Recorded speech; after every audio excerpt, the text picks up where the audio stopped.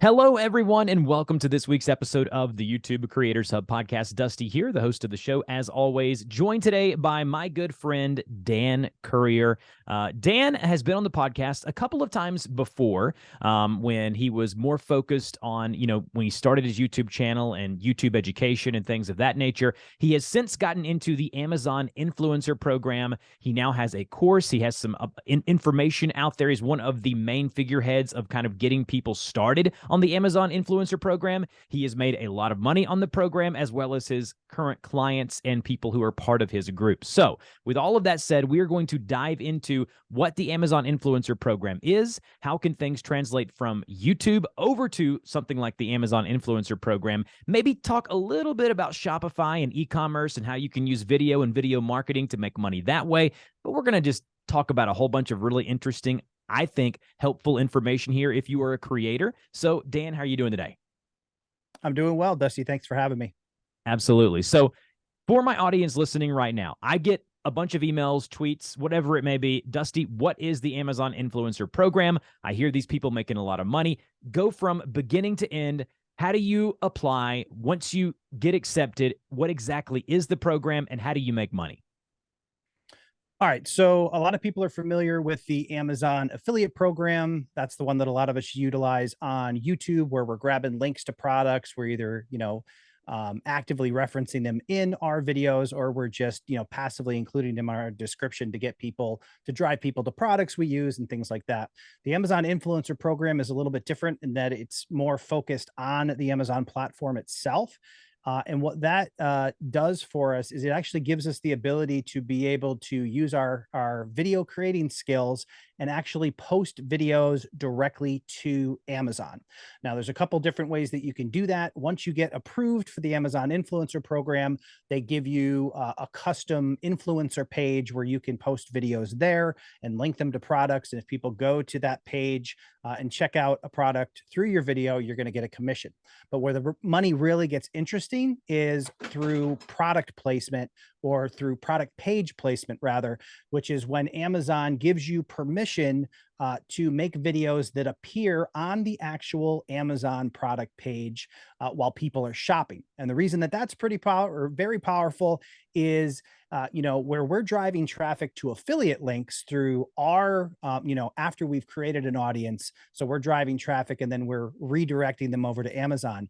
Amazon's essentially controlling the flow of traffic here. We get to step in right before the buying decision and make a piece of content that helps people in that buying decision. And if they watch your video, they use your video to make that buying decision by going through your video and ultimately purchasing the product, then you're going to get a commission based on that transaction. So it's really powerful. It allows us to take the skills that we have and kind of step into the juggernaut that is Amazon and reap the benefits of assisting their customers in making purchases. All right. So, a couple follow-up questions here. You mentioned watching the video, it's on a product page. I understand all of that. Now, break down for me, do they have to watch the entire video? If they only watch a few seconds or half the video, do you only get half the commission? Break all of that down for me. How are we accredited a commission? What exactly gives us that commission? And is it like the old Amazon program, like what you and I used to know and love, where if someone watches our video, came from one of our videos and buys other stuff, do we get commission from that too, or just the product that they're watching, the content that we created on? So a couple different things there. So just an understanding of where the video appears. The video appears on what we tend to refer to as a video carousel, which is 10 videos that appear about halfway down the product page. So when your video is there and somebody clicks on your video to watch it, they need to watch at least 30 seconds of your video and then ultimately go on to buy the product. And if they do those two things and yours is the last video that they watched, you're going to get that commission. The one caveat to that is if you do upload a video that's less than 30 seconds, they do have to watch the entirety of the video in order for you to ultimately get credit. So if you put up a 20-second video that helps them, they watch all 20 seconds, then you would be eligible. Different than the affiliate program, where when somebody clicks on your link, it kind of stores a cookie, and then in any activity that goes through that session, you're going to get credit for. It's not quite how this works, but anything within the category. So, for example, if they watch your video on vacuum A and ultimately they buy vacuum B, you do get credit for that other purchase. So if you help them in that overall, I'm buying a vacuum cleaner decision, even though they don't choose the particular product that you've linked to your video, you can still get credit and commission for that. Okay, great, man. You're like a wiki for this stuff. You know your stuff. So I'm glad I brought you on because I've had so many people ask me about the Amazon influencer program. All right, next set of questions, and I'm going to take them one by one. As far as when you first started, and you and I were talking off air a little bit, you first started a little over a year ago, but you've been doing it for a couple of years, kind of in between, YouTube and different other stuff that you're tinkering around with. When you started, what was your initial strategy? And were you just walking around your house, finding different products and then making videos? And can you talk about that? So my initial strategy was definitely, it was actually my brother who first became aware of this program. At the time, you had to upload 10 videos and get those videos approved. Now it's only 3 videos. But at that time, based on our understanding of it, it was, hey, make these quick videos, even more simplistic than maybe I know it now, simply to get up to your 10 to get that approval. Because once you got the approval, then you would appear on the product pages. Prior to that, it was just on your influencer page, and that wasn't doing much for you in terms of income. So we kept it, it was very simple, and just focused on demonstrating a product. So very straightforward, like a minute, 2 minutes, a very, very quick video. And it was quantity driven. So basically upload as many videos after approval, get as many videos up as you can. Now, since that time, I have tried to explore other areas just to see if quantity still plays a role. And I do think that quantity is still a key factor in what's possible on Amazon. But Amazon still holds us at bay a little bit because they don't quite give us all the metrics we need to really answer that from a scientific perspective. But I think there's a lot to be said of yes, going around your house, any product that is sold on Amazon. It's not something you have to have purchased from Amazon, but you can literally walk through your house, pick up an item, search it on Amazon. If it's there, make a video, and then you upload your video, you link that particular product to the video, and you go from there, and you make as many videos as you can. Okay, so coming from the YouTube space where depending on what year it is and what the algorithm wants that year or whatever it may be, quality, quantity, we all know quality is so important. You got to have good quality videos. So let's talk about some best practices and some things that you've seen kind of really help make your videos work, because you are now making money. I believe you told me off air that you made somewhere around the $65,000 to $70,000 mark just through the influencer program last year. So just to kind of get a metric of kind of where that is as far as how many videos you have, can you talk about how many videos you had that produced that amount? I think I'm somewhere in the range.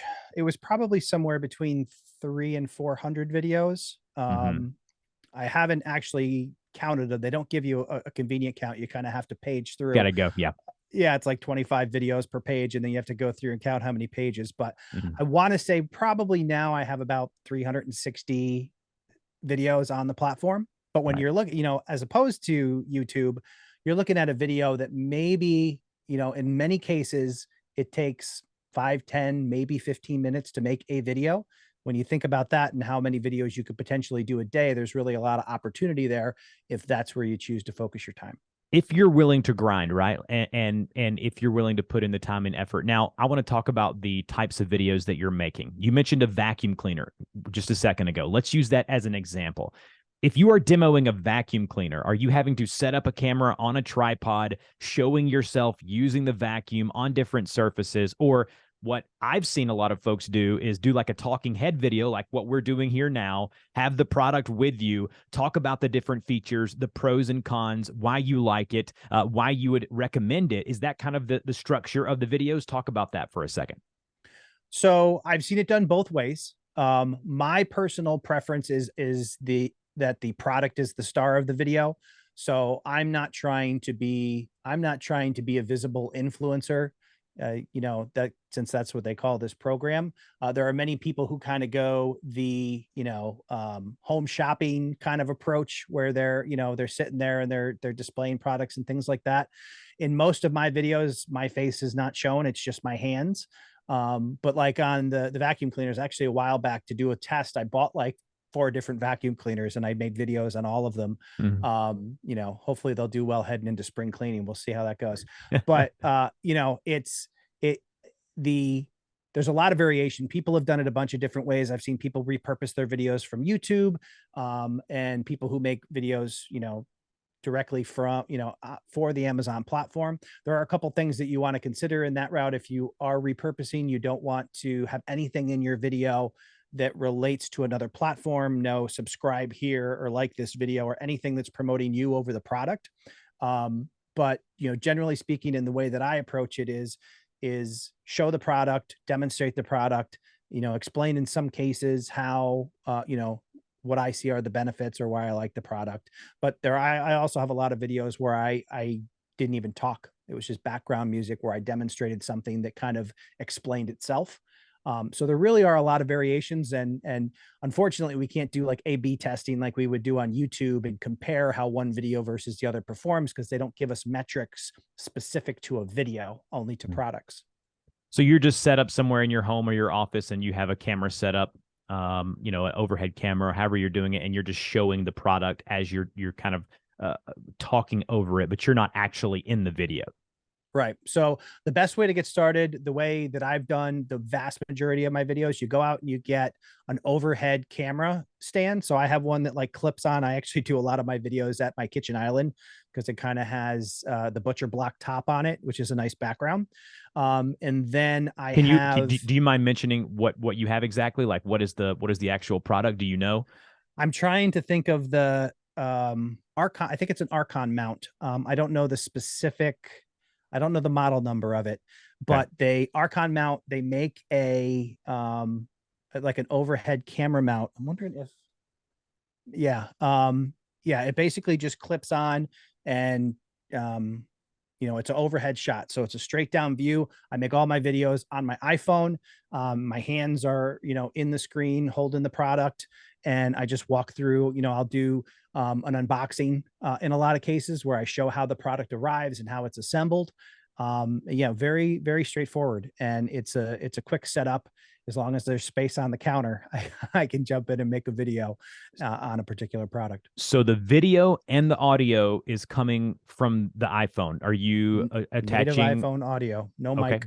No mic or anything. Okay. That's why I wanted to kind of dive into this. Okay.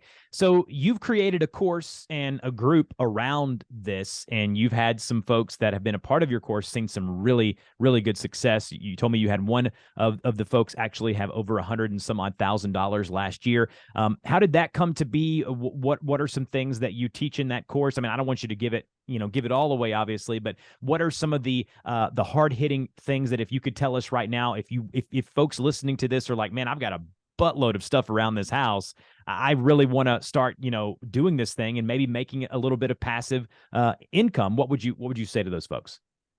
So the course is kind of an interesting thing because it's one of those things where once you know this stuff, it's not super complicated, but we see people over and over again get it wrong. And Amazon has a 3 strikes and you're out process where you can apply to be part of the to get your placement 3 times.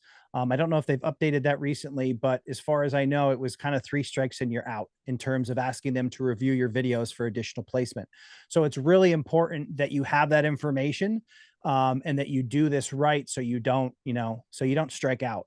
So my course walks through from the process of applying to the Amazon Influencer Program, what the approval process looks like, what your videos should include and should not include, how to record them in terms of, general quality and audio and all of those things. What are some of the things that Amazon does not want to see in your videos? That touches on, you can't, for example, if you put a screenshot of Amazon in your video, they're gonna, yeah, it's going to cause you problems. So you're not allowed to talk about pricing in videos or anything like that, other than, hey, this is a great deal. You can't talk about specific price. And so it's just a matter of knowing all those little things that we've collected over time.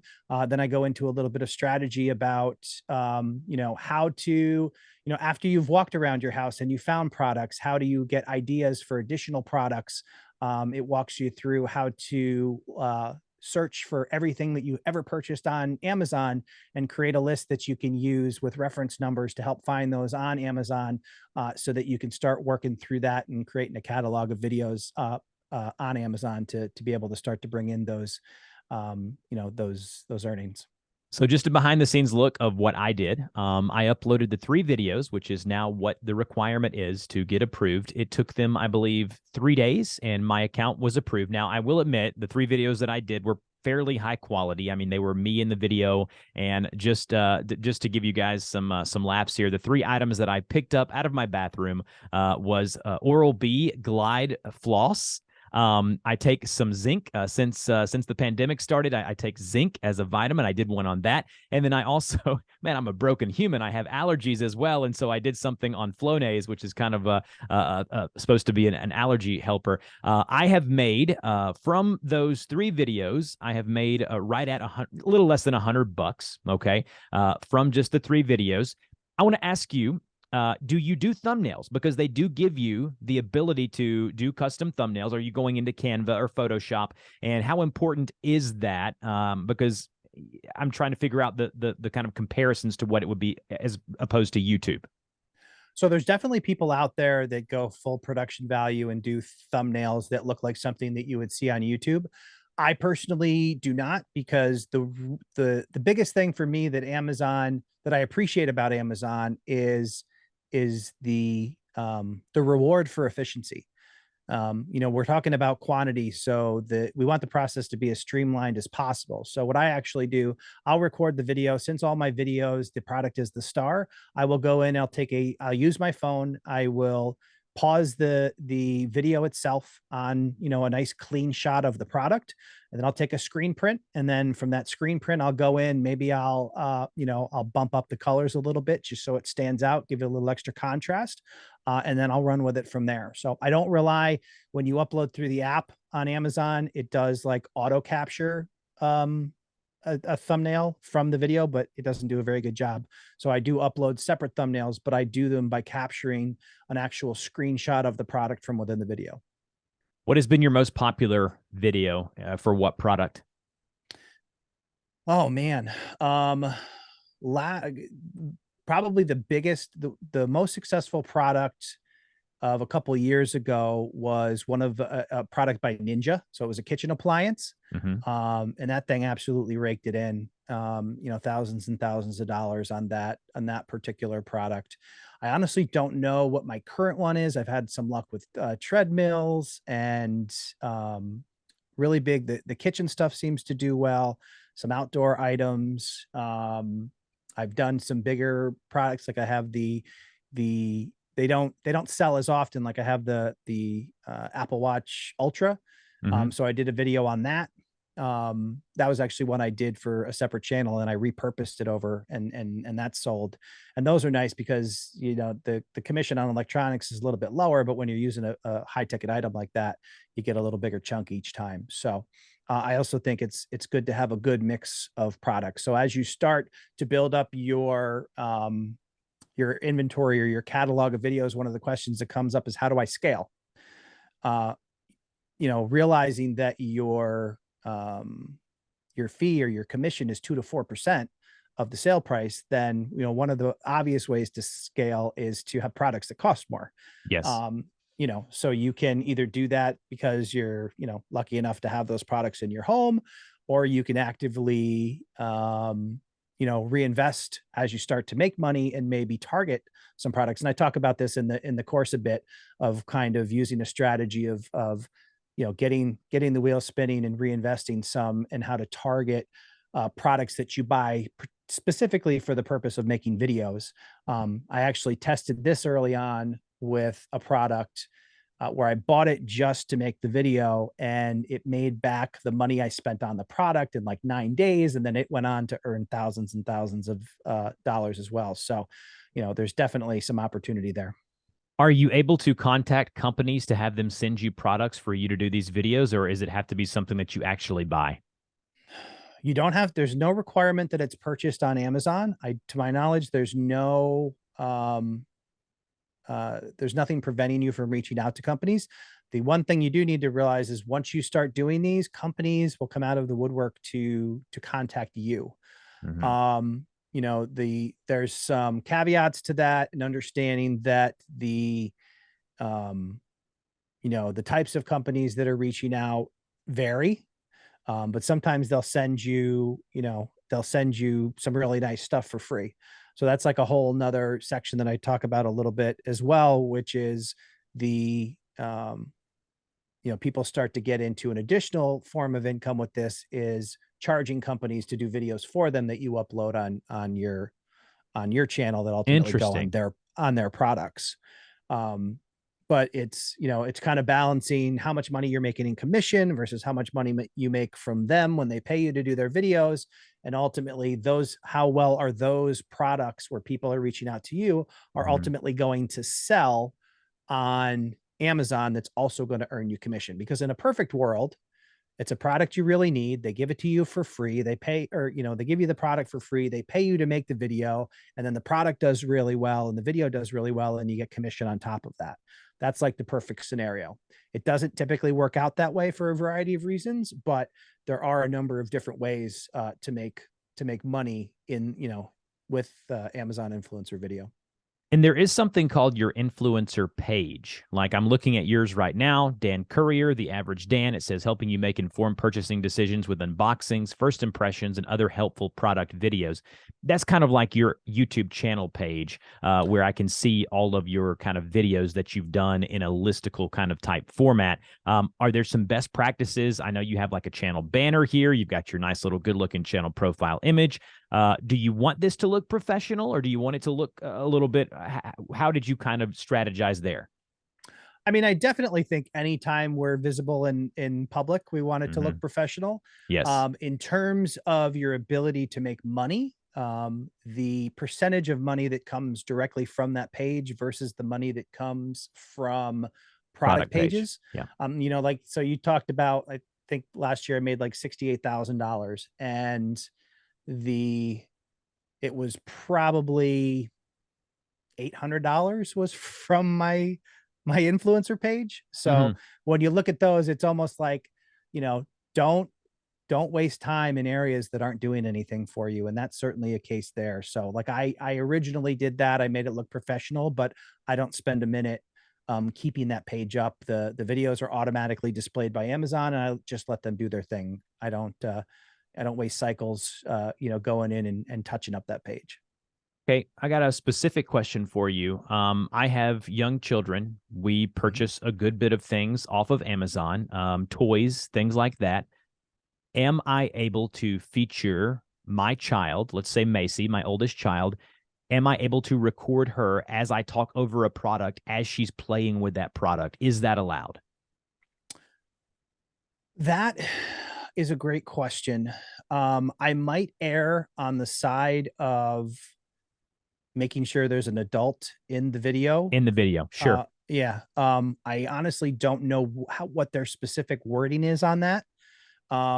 But just from kind of thinking it out, if I probably wouldn't star the child and only the child, Hmm. because then it's like, okay, well, who's the adult or custodian of that child? Have they signed Yes. a release form? If you're in the video, I Got think you. that releases a little bit, but I'm not 100% sure what how they see that. But it might be a Google search away. Absolutely. Is there a sweet spot for duration of one of these videos? I'm looking at your list now. You have everything from a minute and 1 second all the way up to like 4 minutes and 27 seconds. Is there a perfect time that you found, or do you kind of it just depend on the product?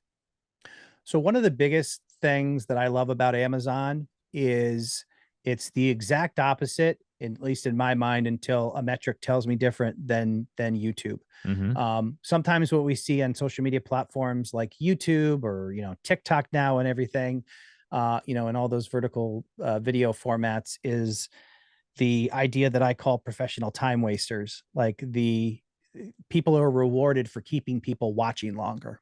Agreed. With Amazon, it's exactly the opposite. It's like they're trying to make a purchasing decision.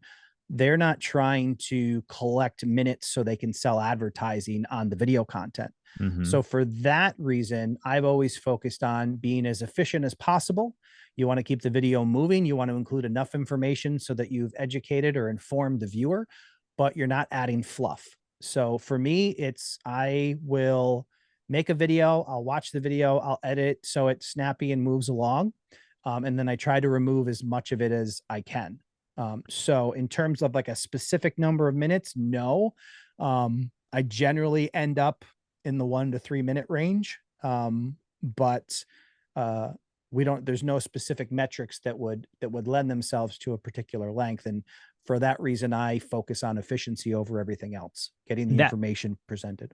Yeah, so I agree 100% because at the end of the day, Amazon wants you to, as quickly as you possibly can, to convince them to either buy that product or go to another product on Amazon and buy it. That's where their goal is. If you are on YouTube, their goal is for you to have them watch an advertisement or have them see your product placement if it's a sponsored video or whatever it may be. Now, you mentioned editing in that last answer. You're recording all of these on your iPhone, but how are you editing them? Are you putting them on your computer, editing them that way? Are you editing them directly on your phone? Dan, you're smiling. What are you doing? I edit all these videos in iMovie on my phone. So I record the videos in one take. And that one take may be stopping, realizing you don't have batteries or something, but I literally just leave the camera rolling with that overhead shot. I collect everything that I need to, and then I just trim out all of the dog barking in the background. I don't even worry about having to confine myself to a space. Because like I mentioned, I'm doing this in my kitchen.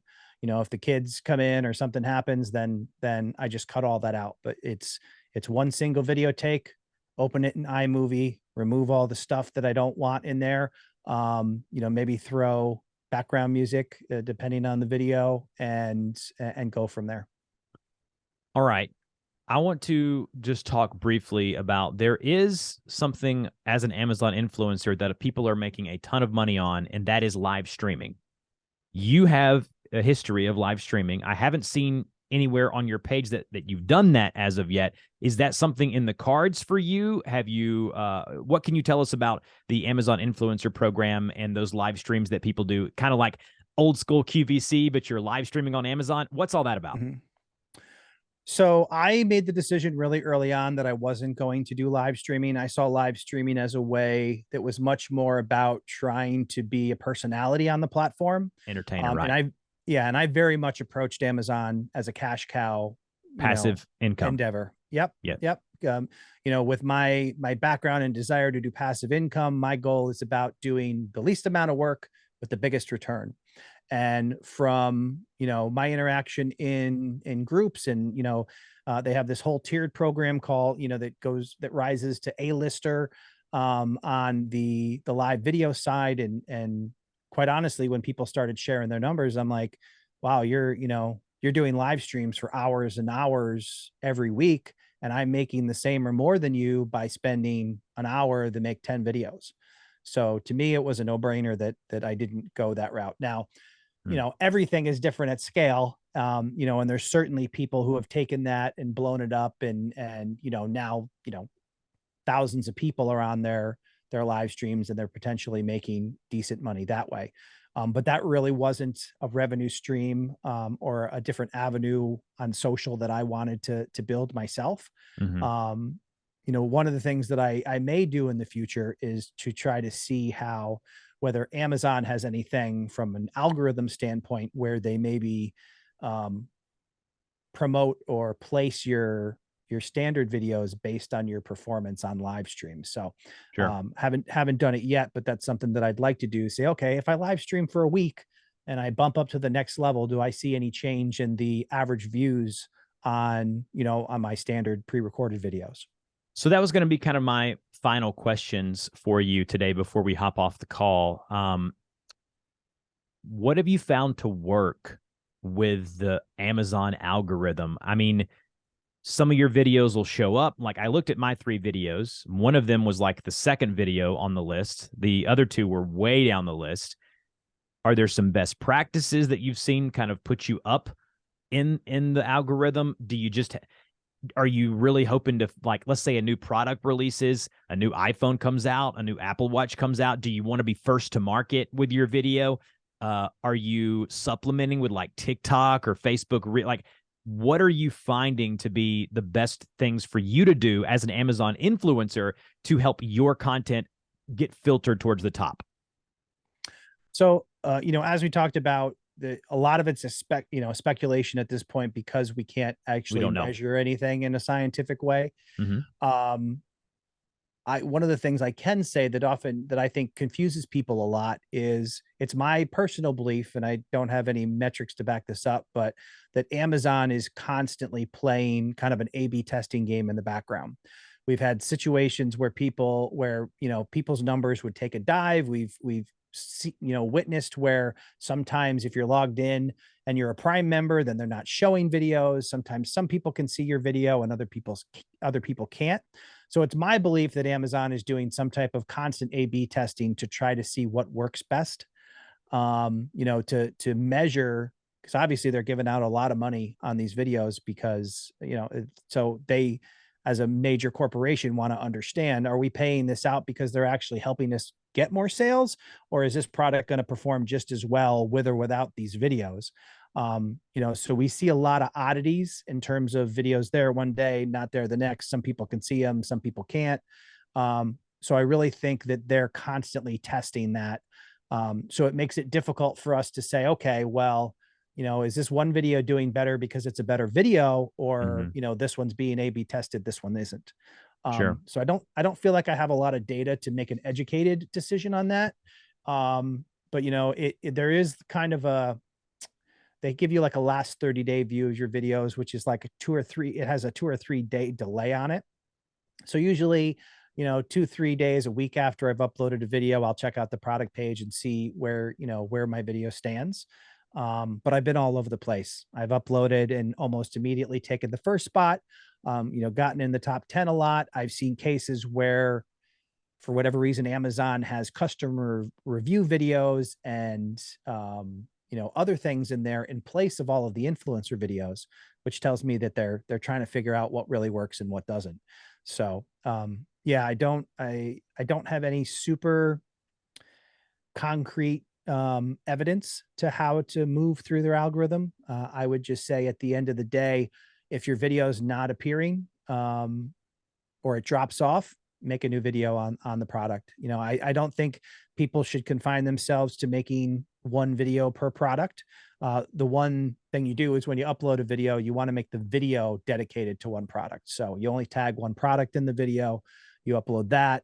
But if that video falls off, go ahead, even go back to your raw footage and cut up a new version of the same video and get it back up there, because we don't know. We don't know if there's a time factor. We don't know if these things get stale. They told us that they're evergreen, but we've seen I probably have over 100 videos that now get 0 views.